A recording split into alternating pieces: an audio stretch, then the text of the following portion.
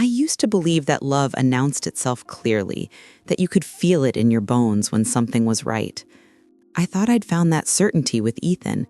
He had this way of looking at me that made the noise of London disappear, like we were the only two people standing still while the entire city rushed past us. When he proposed on that rainy October evening near Tower Bridge, I didn't hesitate. I said yes before he'd even finished the question. Everything about him felt like coming home after years of searching. But looking back now, I realized that certainty I felt wasn't intuition, it was hope. And hope, when you're desperate enough, can make you ignore the quiet alarm bells ringing somewhere deep inside your chest. The first time I asked to meet his parents, Ethan's smile faltered, just for a second. It was so brief I almost missed it, but I didn't.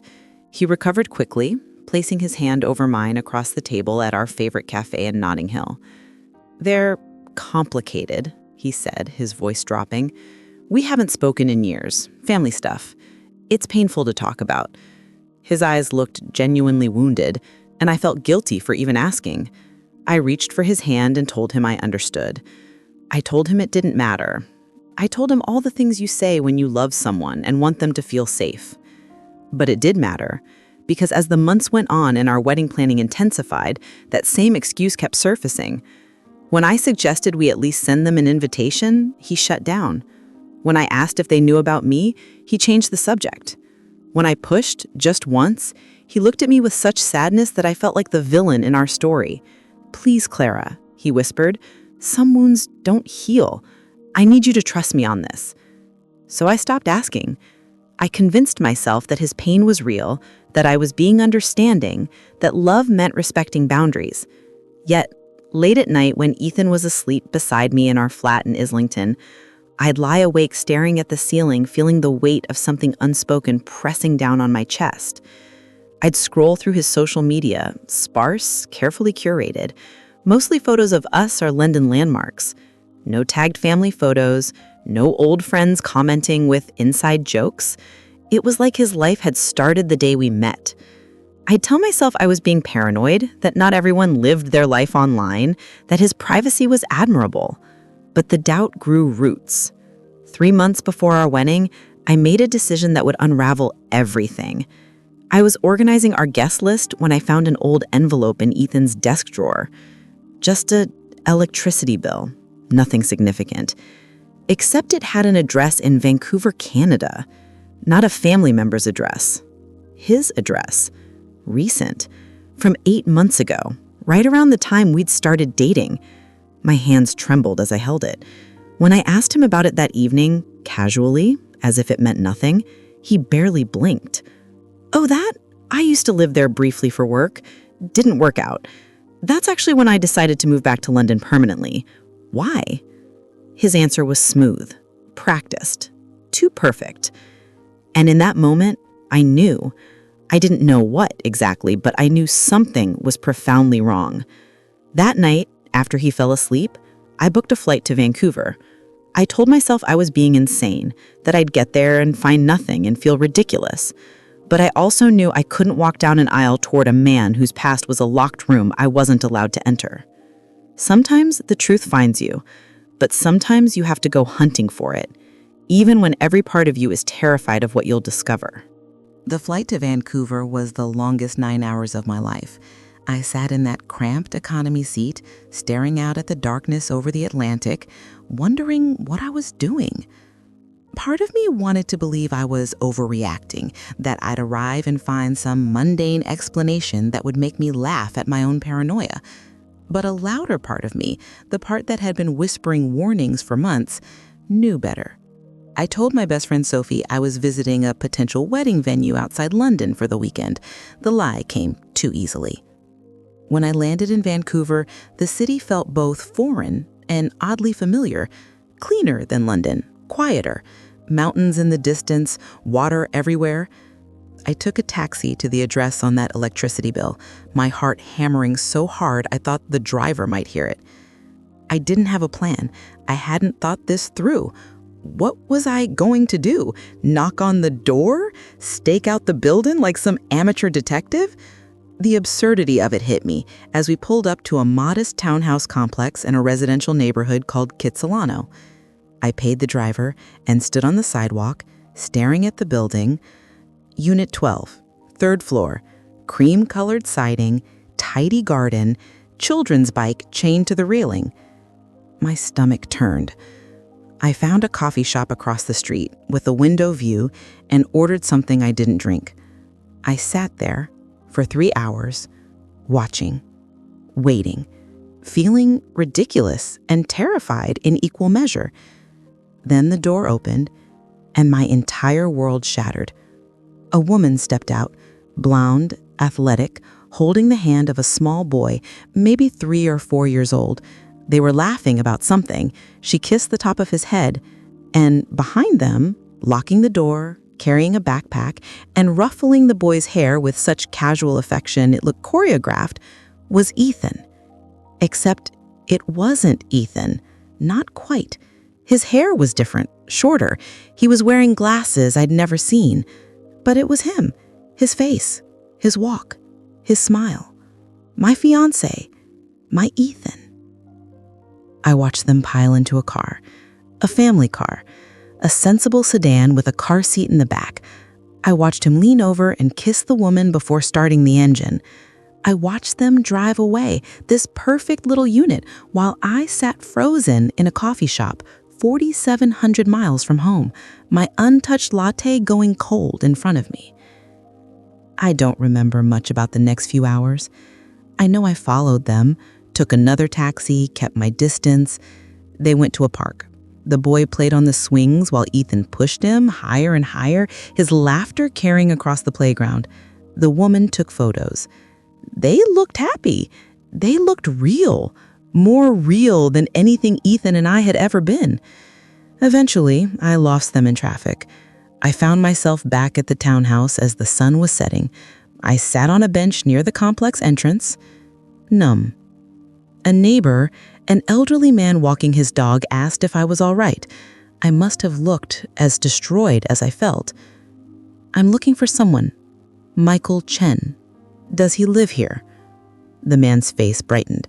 "Oh, Michael, Unit 12, third floor. Lovely family. His wife, Olivia, is a nurse at St. Paul's. Their boy just started preschool. Are you a friend?" Michael. His name was Michael. Not Ethan James, the investment consultant from London who'd swept me off my feet with his stories of traveling the world and finding home in England. Michael Chen, with a wife named Olivia and a son and a life that had nothing to do with me. I thanked the man and walked away before I broke apart completely. I found a hotel, checked in, and sat on the edge of the bed staring at my engagement ring. It caught the light from the window, sparkling with all the promise I'd believed in. I wanted to throw it across the room. I wanted to scream. Instead, I did something much more dangerous. I got angry. But how do you process the fact that the man you plan to marry doesn't actually exist? I didn't sleep that night. I sat in that sterile hotel room with my laptop open, searching. It didn't take long to find them. Social media makes it so easy to excavate someone's entire life if you know where to look. Michael Chen, Vancouver. There he was. Hundreds of photos spanning years. Michael and Olivia's wedding 5 years ago. Michael holding a newborn. Michael and his family at Christmas, at birthday parties, at the beach. A whole documented life that ran parallel to the one he'd built with me. The cruelty of it took my breath away. While he was texting me good morning from business trips, he was tucking his son into bed. While he was planning our wedding, he was celebrating his anniversary with her. Every kiss, every promise, every moment I thought was sacred, it had all been performed by a man who went home to another woman, to his real life. I found Olivia's profile too. She was a nurse, just like the neighbor said. Her bio mentioned loving her family, running marathons, advocating for mental health awareness. She looked kind. She looked like someone who believed her husband traveled for work, who trusted him when he said he'd be back in a week. She looked like me 6 months ago, before the doubt crept in. I wondered if she had any idea. I wondered how long he'd been doing this. I wondered how many other women there might be. The rage that filled me was clarifying. It burned away the shock and the heartbreak and left something harder in its place. I spent the next 2 days following him, documenting everything. I hired a private investigator, found someone online, paid extra for immediate service. I took photos, I recorded videos, I collected evidence like I was building a case because in a way I was. Not for court necessarily, for myself. For proof that I wasn't losing my mind, that this was real, that I had every right to feel destroyed. The investigator was efficient. Within 48 hours, he'd confirmed everything. Michael Chen, married to Olivia Chen, nee Hartley, father to Jasper Chen, employed as a financial advisor at a firm in downtown Vancouver. No record of an Ethan James anywhere. No investment consulting work in London. The work trips to London he told Olivia about, he was with me. The work trips to Vancouver he told me about, he was with her. He'd been juggling 2 complete lives for over a year, maybe longer. On my 3rd night in Vancouver, I sat in a restaurant across from the investigator, a grizzled man named Robert who'd seen everything and seemed surprised by nothing. "What are you gonna do?" he asked, sliding the manila folder of evidence across the table. Inside was everything. Marriage certificate, birth certificate for Jasper, employment records, bank statements showing 2 separate accounts, flight records, hotel bookings, a paper trail of deceit so thorough it could have been a doctoral thesis. "I don't know yet," I said, but I was lying. I knew exactly what I was going to do. I was going to make sure he never did this to anyone else. I was going to take back the power he'd stolen from me. I was going to destroy the careful house of cards he'd built, not out of cruelty, but out of justice. For me, for Olivia, for anyone else who might fall into his orbit. But I also knew I had to be smart about it. If I confronted him now, he'd have time to spin a story, to disappear, to manipulate his way out of consequences. No, I needed to wait for the perfect moment. I needed to make sure that when the truth came out, there was nowhere for him to hide. I flew back to London the next day. When Ethan picked me up from the airport, he kissed me like always, asked about the venue I'd supposedly seen, told me he'd missed me. I smiled. I kissed him back. I said all the right things. And inside, I felt nothing but cold determination. How do you share a bed with someone when you know they're built from lies? The weeks that followed were the strangest of my life. I became someone I didn't recognize, someone who could smile and plan a wedding and make love to a man I knew was a fraud. Every interaction felt like a performance. When Ethan held my hand across the dinner table, I wondered if he was holding Olivia's hand just days before. When he talked about our future, I thought about the future he'd already built with someone else.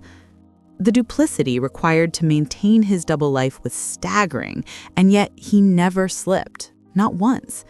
He was a masterclass in deception. But I was learning to deceive too. I threw myself into wedding planning with renewed energy, which seemed to delight him. I scheduled the rehearsal dinner, finalized the guest list, chose the flowers, all while quietly gathering more evidence. I hired a digital forensicist to access his cloud accounts. I wasn't proud of it, but I needed everything. Emails, messages, travel itineraries. I needed a record so comprehensive that even his most persuasive lies couldn't wriggle free. What I found was worse than I'd imagined. There were others.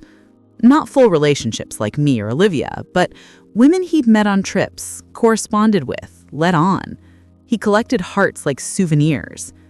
The messages were textbook, the same lines he'd used on me, recycled and repurposed. "You make me feel alive again. I've never met anyone like you. I want to build a life with you." Each woman believed she was special.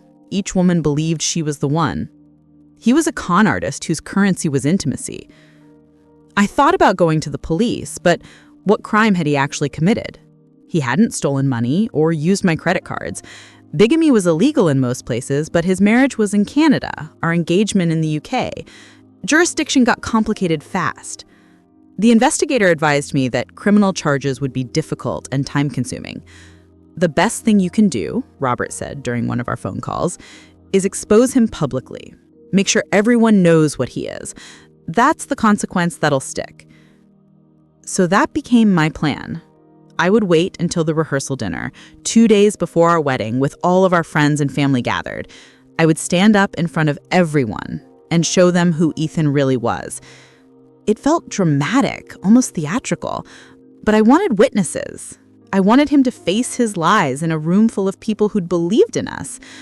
I wanted him to feel a fraction of the humiliation I'd felt, sitting in that Vancouver coffee shop watching him play Happy Family. Sophie noticed something was off. "You seem distant," she said one afternoon while we were addressing invitations. "Are you having second thoughts?" I wanted to tell her everything, but I couldn't risk it getting back to Ethan. I was too close. "Just pre-wedding nerves," I said, and changed the subject. The hardest part wasn't the lying. It was the tenderness. Sometimes Ethan would do something genuinely kind, bring me tea without asking, leave a note on my pillow, hold me when I pretended to be stressed about wedding details. Those moments destabilized me. Was any of it real? Did he feel anything? Or was I just another role he was playing? I'd catch him looking at me sometimes with what seemed like genuine affection, and I'd feel my resolve waver. Then I'd remember Jasper on those swings, Olivia taking photos, the life he went home to when he wasn't with me. 2 weeks before the rehearsal dinner, I received a message from an unknown number. "Is this Clara Bishop?" "Yes," I replied. "You're engaged to Ethan James?" My heart stopped. Yes. There was a long pause, those 3 dots appearing and disappearing. Then, "We need to talk. My name is Naomi. He did this to me too." Suddenly, I wasn't alone anymore. Naomi was a teacher in Bristol. She'd met Ethan, or whatever name he'd used with her, 18 months ago. They dated for 6 months before she discovered inconsistencies in his stories and hired someone to follow him. She'd found out about Olivia, but not about me. She'd confronted him. He'd disappeared. "I've been trying to warn other women," she wrote. "I found your engagement announcement online. I'm so sorry." We met for coffee in London. Naomi was in her early 30s, bright and articulate, and absolutely gutted. She showed me her own folder of evidence, different names, same patterns. She'd contacted Olivia too, she said, but Olivia had thought she was a liar or a mistress trying to cause trouble. She chose to believe him, she said bitterly. I don't blame her. It's easier than admitting your whole life is built on lies. That's when I decided I wouldn't just expose Ethan, I'd make sure Olivia knew too. She deserved the truth, even if it destroyed her, even if she hated me for it. We were both victims of the same man, and I wouldn't let him keep her in the dark. Is it possible to hate someone and still sleep beside them every night? Planning the exposure felt surreal, like choreographing my own public execution. I decided to create a video, a compilation of everything I'd found.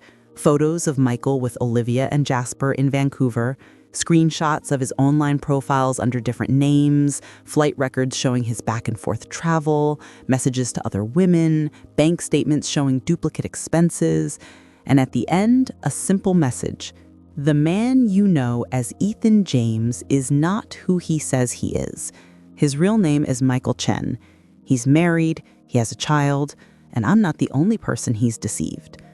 I worked on it late at night while Ethan was asleep, headphones in, tears streaming down my face as I assembled the evidence of my own humiliation. Naomi helped me fact-check everything. She also convinced me to send a copy directly to Olivia before the rehearsal dinner. She needs to see it privately first, Naomi said, not in a room full of strangers. Give her that dignity, at least. So, 3 days before the event, I sent Olivia an email with the video attached and a letter explaining everything. I told her I wasn't trying to hurt her. I told her I was devastated too. I told her I thought she deserved to know before making any decisions about her marriage. Then I waited. She didn't respond. Part of me worried she'd tip Ethan off, but I had to trust that the truth was more powerful than his lies. The day of the rehearsal dinner arrived.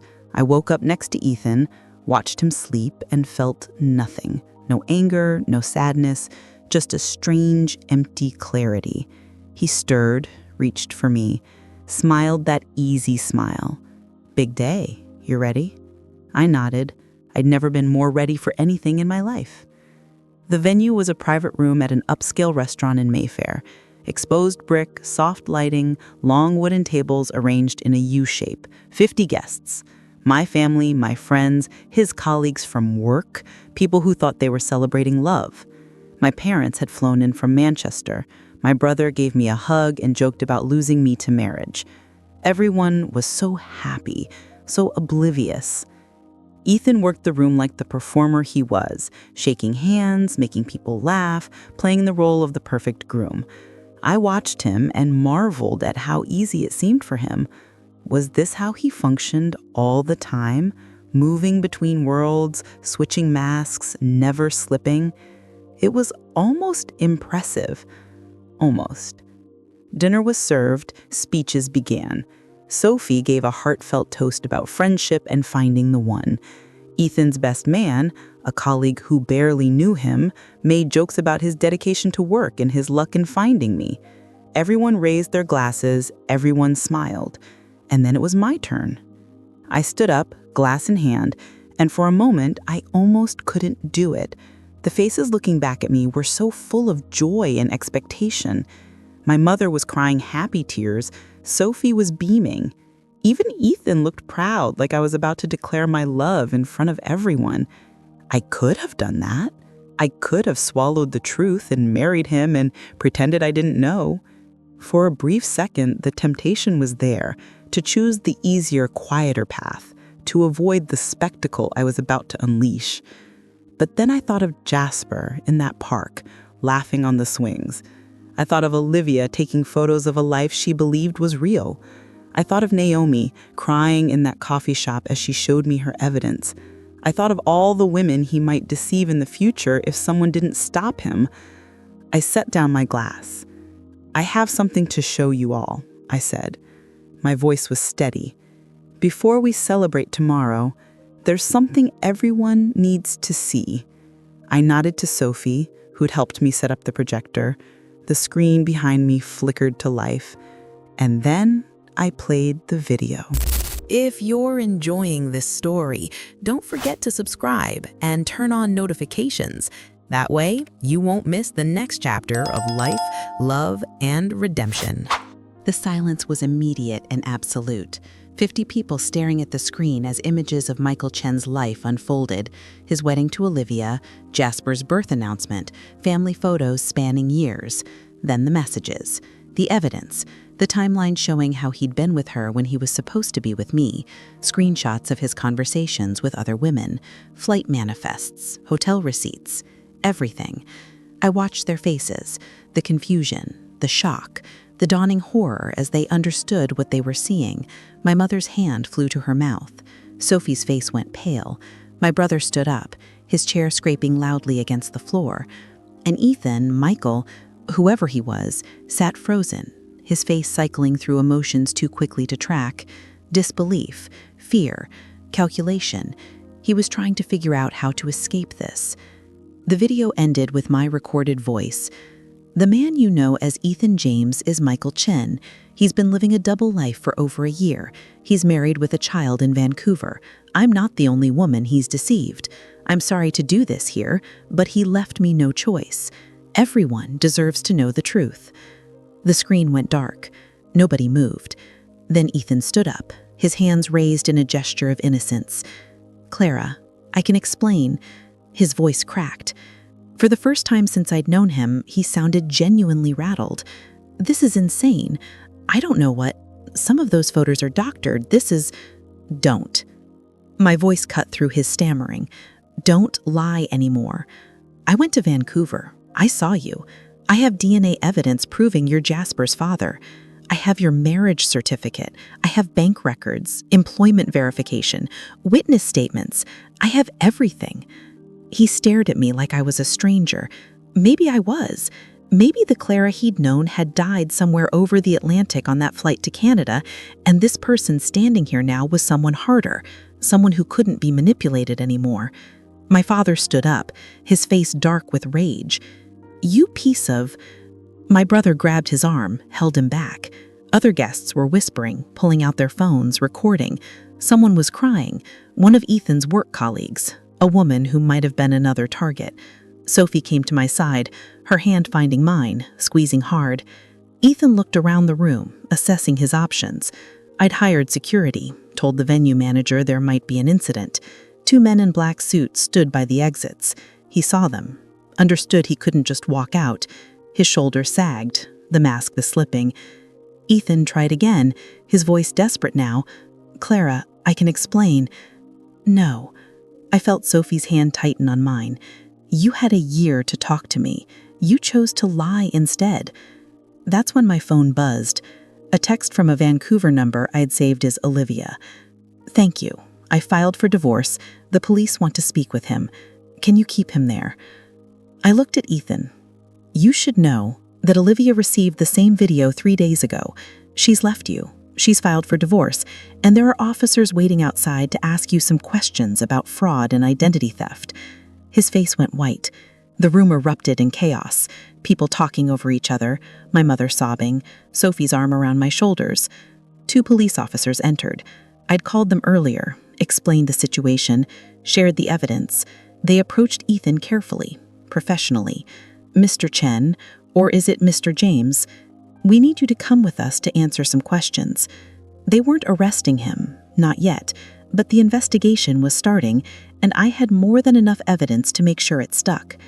He looked at me one last time as they escorted him out. I couldn't read his expression. Anger? Regret? Or just the frustration of a con artist whose con had finally collapsed? I realized I didn't care. Whatever he was feeling, it didn't matter anymore. He couldn't hurt me now. The room cleared slowly. Some people left immediately, horrified. Others stayed, unsure what to do. My family surrounded me, my mother crying, my father demanding details, my brother asking if I was okay. Sophie just held me. "You're so brave," she whispered. I didn't feel brave. I felt numb, wrung out, like I'd climbed a mountain only to realize the view from the top was just more mountains. But I also felt something else, lighter, like I'd been carrying something impossibly heavy and had finally set it down. How do you rebuild your life when the foundation was built on lies? The aftermath was messy and public in ways I'd never anticipated. The story went viral. British woman exposes fiancé's double life at rehearsal dinner. Journalists contacted me. Social media exploded with opinions. Some people praised me for my courage. Others criticized me for the public spectacle, said I should have handled it privately. I stopped reading the comments after the first day. You can't please everyone, and trying to do so would have broken me. The legal process was slow. Michael, I couldn't think of him as Ethan anymore, was charged with identity fraud and faced potential charges for bigamy, though the international aspect complicated things. Olivia and I spoke several times, awkward conversations filled with shared pain and mutual apologies for things that weren't our fault. She thanked me for telling her the truth, even though it destroyed her world. We were 2 women who loved the same man, except he'd never actually existed. Olivia was focused on protecting Jasper, on explaining to a 4-year-old why Daddy wouldn't be living with them anymore.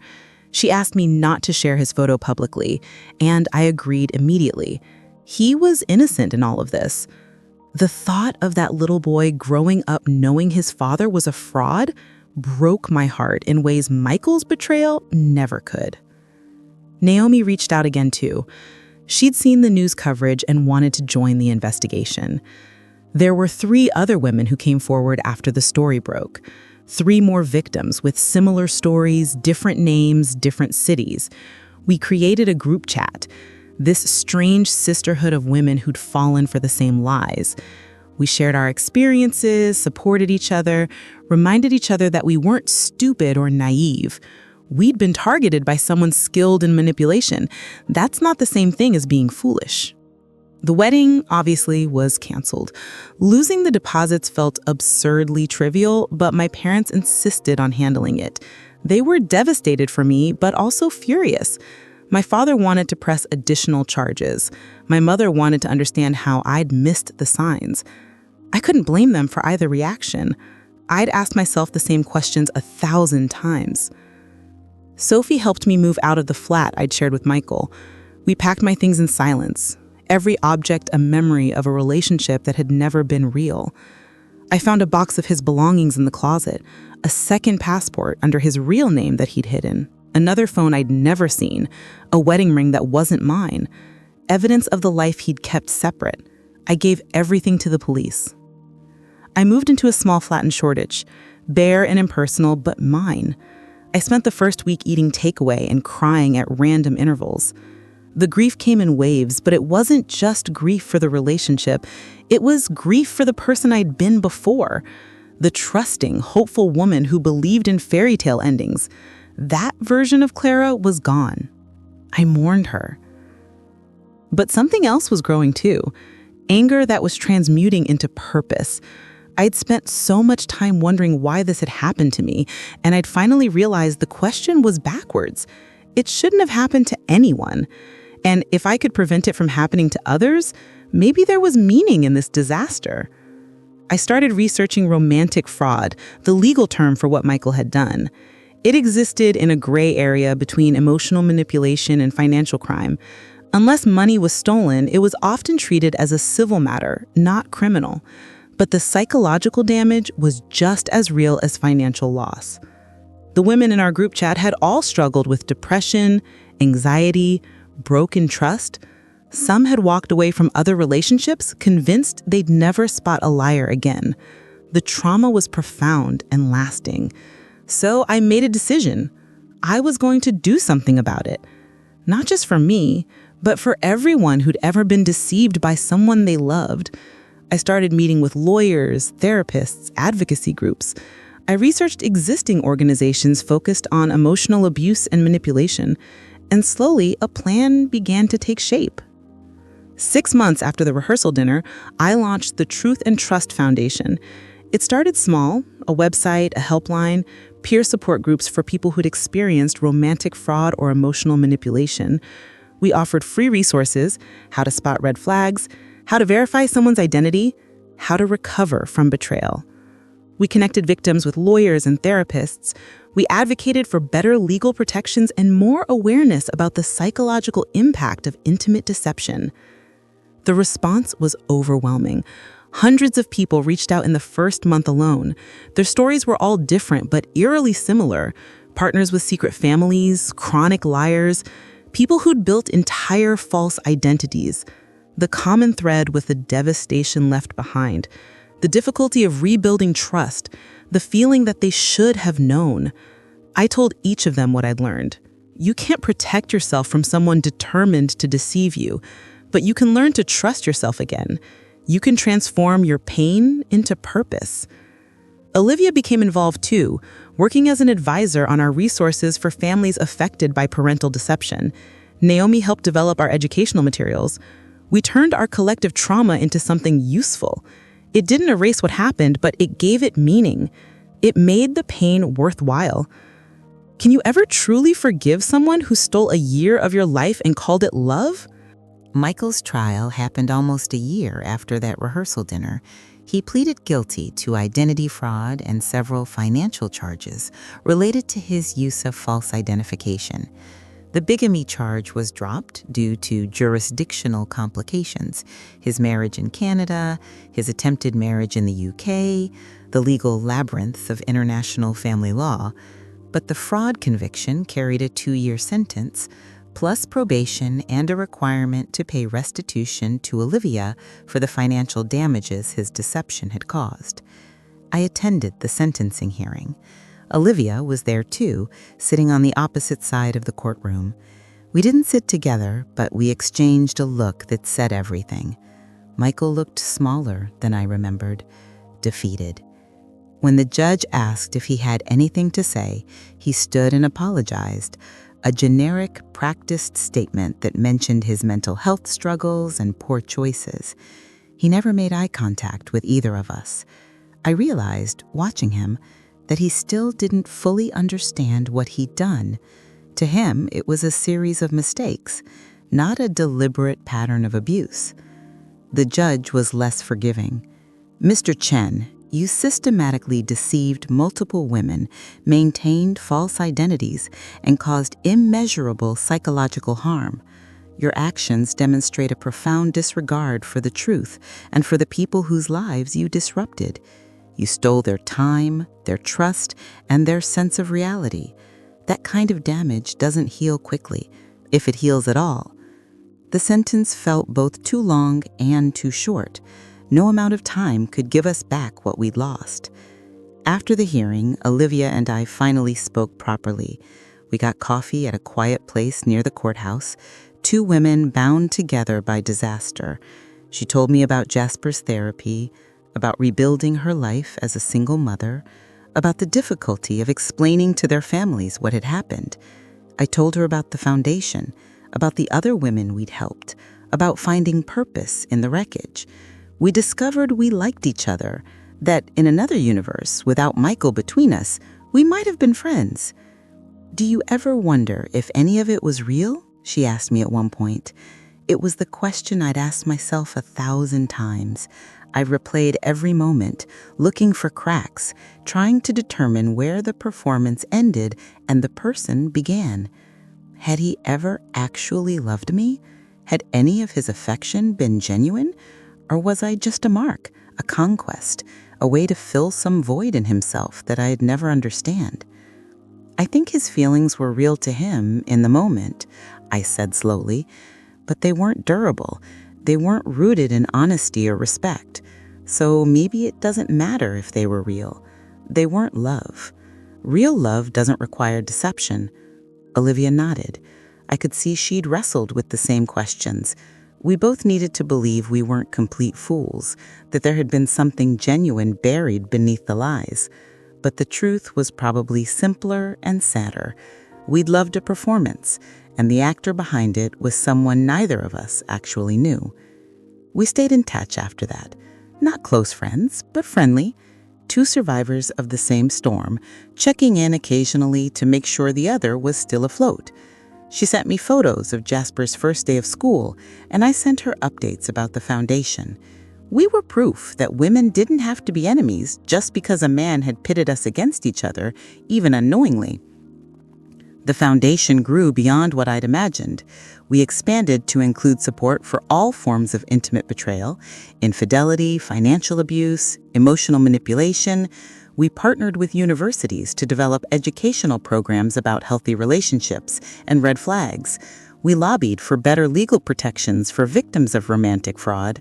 We trained therapists on the specific trauma of intimate deception. It became my full-time work, my mission, my reason for getting up in the morning. But healing wasn't linear. There were still nights when I lay awake wondering what I'd missed, how I could have been so blind. There were moments when I'd see a couple holding hands on the tube and feel a stab of grief for what I'd lost, or more accurately, what I'd never actually had. Dating felt impossible. How could I trust anyone again when I had been so catastrophically wrong about Michael? Every new person felt like a potential liar, every kind gesture like a manipulation waiting to reveal itself. Therapy helped. I worked with a trauma specialist who helped me understand that what I'd experienced was a form of psychological abuse, that my hypervigilance and difficulty trusting were normal responses to betrayal, not character flaws, that I could learn to trust again without returning to naive optimism. It was a delicate balance, staying open to connection while maintaining healthy boundaries, believing in love without believing in fairy tales. 2 years after the rehearsal dinner, I went on my first real date. His name was David, a teacher I'd met through the Foundation's educational outreach program. He knew my story, everyone did at that point, and he was patient with my wariness. When I asked to see his identification on our third date, he didn't laugh or get offended. He pulled out his driver's license, his passport, and his credit card. "Verify away," he said with a gentle smile. "I've got nothing to hide." It was such a small gesture, but it meant everything. He understood that trust wasn't automatic anymore, that it had to be earned through consistency and transparency. I don't know if David and I will last. I'm not making predictions about the future anymore. But I'm learning to be open again, to believe that not everyone is hiding something catastrophic, that most people are exactly who they say they are, that Michael was an aberration, not the norm. It's hard work reclaiming that hope, but it feels necessary, because the alternative, staying closed off forever, letting him win by making me incapable of love, that's not an option.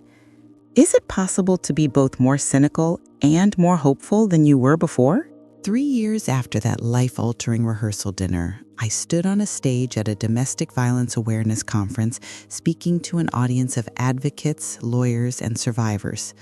I'd been invited to talk about romantic fraud and the work of the Truth and Trust Foundation. I was nervous.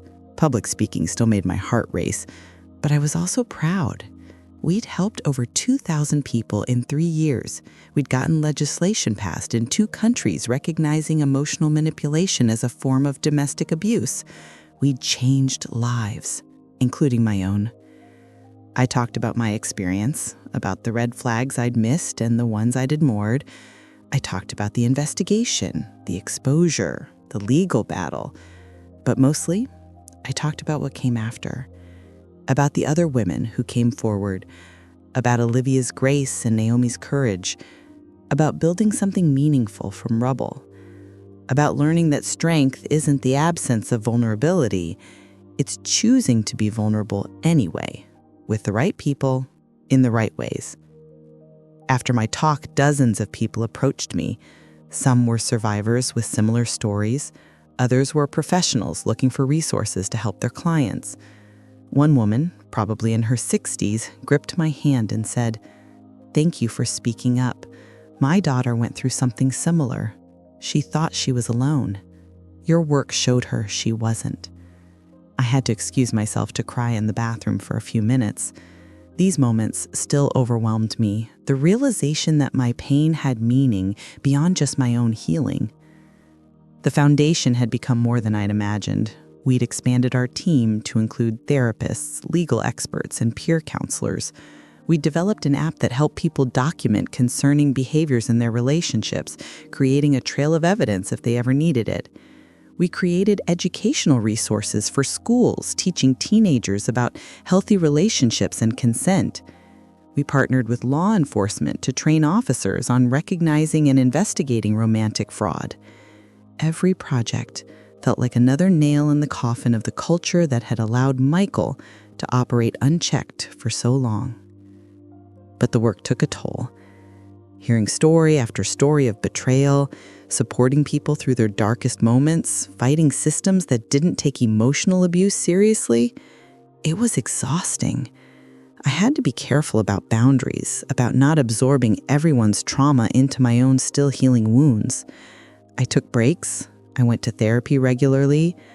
I learned to say no to interviews and speaking engagements when I was depleted. Self-preservation had become a skill I practiced deliberately. My relationship with David had deepened into something stable and real. We've been together for 2 years now, taking things slowly, building trust brick by brick.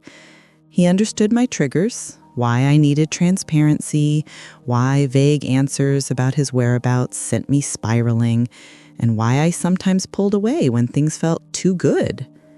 He met my need for reassurance with patience rather than frustration, and slowly, I learned that his consistency wasn't an act. He was exactly who he claimed to be, a good man, a bit boring in the best way, someone whose life had no hidden corners. We talked about marriage sometimes, carefully. The institution itself didn't scare me anymore, but the symbolism did. I'd stood in a room planning a wedding to a lie. How could I do that again without the shadow of Michael looming over everything? David suggested we might just skip the wedding, make it a quiet registry office affair with Sophie and his sister as witnesses.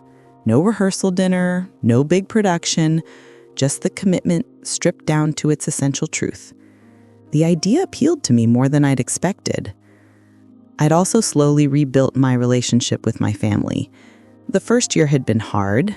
They'd been so angry on my behalf, and their anger had sometimes felt like another burden to carry. But they'd learned to channel it into support. My mother volunteered with the foundation's helpline. My father had become a vocal advocate for better legal protections. My brother, who'd wanted to physically confront Michael, had instead channeled his rage into fundraising for our programs. They turned their helplessness into action, and it had brought us closer. Sophie remained my constant. She'd been there for every stage of this journey: the investigation, the exposure, the aftermath, the rebuilding. She'd held me when I cried and cheered when I succeeded, and occasionally forced me to take a day off and do something frivolous like get drunk on wine and watch terrible reality TV. She was the sister I'd chosen, and I honestly don't know if I would have survived this without her. I still thought about Michael sometimes. I'd heard he'd been released from prison after serving 18 months and was living in Canada under court-ordered therapy and restrictions on his online presence. Olivia told me he'd attempted to have supervised visits with Jasper, but Jasper didn't want to see him. The boy had his own therapist now, working through the betrayal and abandonment.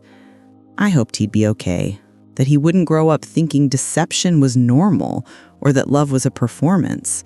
He deserved better than the legacy his father had left him. As for forgiveness, I'm not sure I'd ever get there. Not because I was holding on to anger, but because forgiveness felt like something Michael needed, and I wasn't interested in meeting his needs anymore. I'd processed my pain, learned my lessons, and moved forward. Whether he was sorry or not didn't affect my life anymore. That felt like closure enough. The best revenge I'd learned wasn't the public exposure or the legal consequences. It was building a life I was proud of. It was helping others avoid my mistakes. It was learning to love again, carefully and deliberately. It was reclaiming my story and using it to light the way for others lost in the dark. Every person we helped at the foundation, every law we changed, every survivor who found their voice, that was my revenge. Not against Michael, but against the culture of silence and shame that let predators like him flourish. What do you do after someone tries to destroy your faith and love? 5 years have passed since that October evening when Ethan proposed near Tower Bridge and I said yes without hesitation. It feels like a lifetime ago.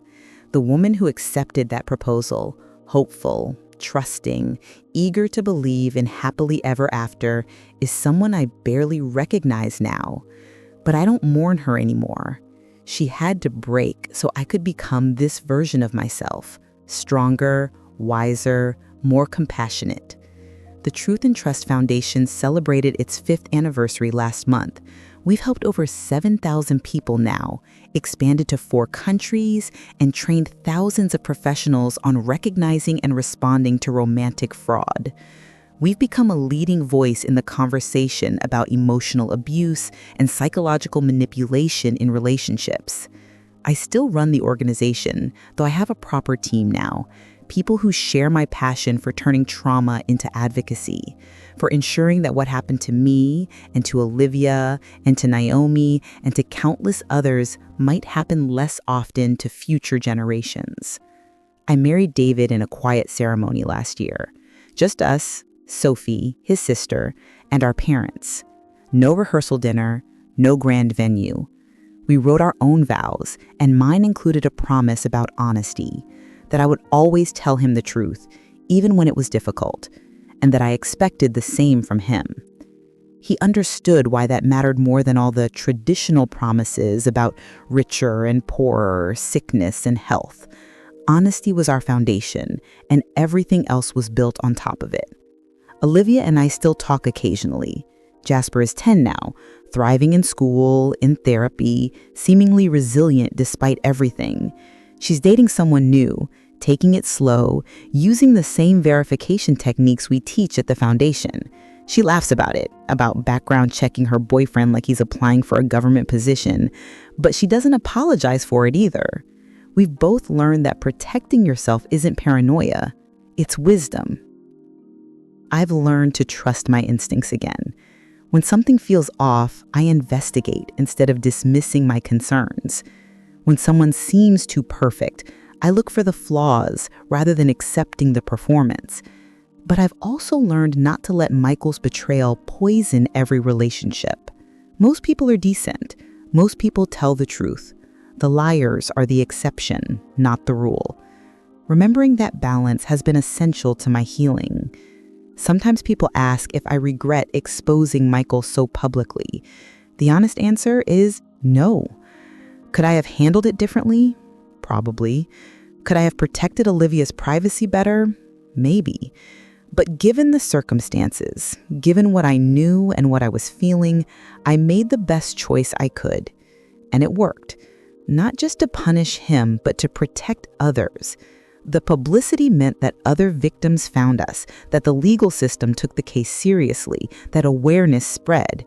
The embarrassment I felt in that moment was a price worth paying for the impact it created. I've also stopped wondering what I missed, what signs I should have caught earlier. That kind of second-guessing leads nowhere useful. Michael was a skilled manipulator who'd been perfecting his craft for years, possibly decades. Spotting him would have required either extraordinary intuition or information I simply didn't have. I wasn't naive or stupid. I was a normal person who believed someone I loved was telling the truth. That's not a character flaw. That's being human. The work of the foundation reminds me daily that betrayal takes infinite forms. Not everyone has a secret family, but many people hide addictions, affairs, financial disasters, criminal pasts. The specifics vary, but the core wound is the same. Someone you trusted constructed a false reality, and you have to rebuild your understanding of truth from scratch. It's disorienting and painful and profoundly lonely. But it's also, as I've learned, survivable. More than survivable. Transformable. I think about the question I asked myself in that Vancouver hotel room. How do you share a bed with someone when you know they're built from lies? The answer, I've learned, is that you don't. You leave. You gather your evidence and your courage and you walk away, even when it's terrifying, even when you're not sure what comes next. Because staying means accepting the lie, and accepting the lie means losing yourself. I came dangerously close to that edge, but I stepped back in time. Today, when I look in the mirror, I see someone who was broken and put herself back together differently. The cracks are still visible if you know where to look, but they don't define me anymore. I see someone who chose truth over comfort, who built something meaningful from destruction, who learned that resilience isn't about avoiding pain, it's about walking through it and coming out the other side still capable of hope. I see someone who refused to let a liar have the last word. If you're reading this and you've experienced something similar, if you've discovered that the person you loved was someone else entirely, I want you to know you're not alone. You're not stupid. You're not broken beyond repair. What happened to you was real, and so is your pain. But your pain doesn't have to be the end of your story. It can be the beginning of something else, something truer, something yours. The man I thought I would marry turned out to be fiction, but the life I built after him, that's entirely real. And it's better than anything I could have imagined when I said yes to a proposal near Tower Bridge 5 years ago, full of hope and blind trust. This version, messier, harder won, built on honesty instead of illusion, this is the life I was meant to live.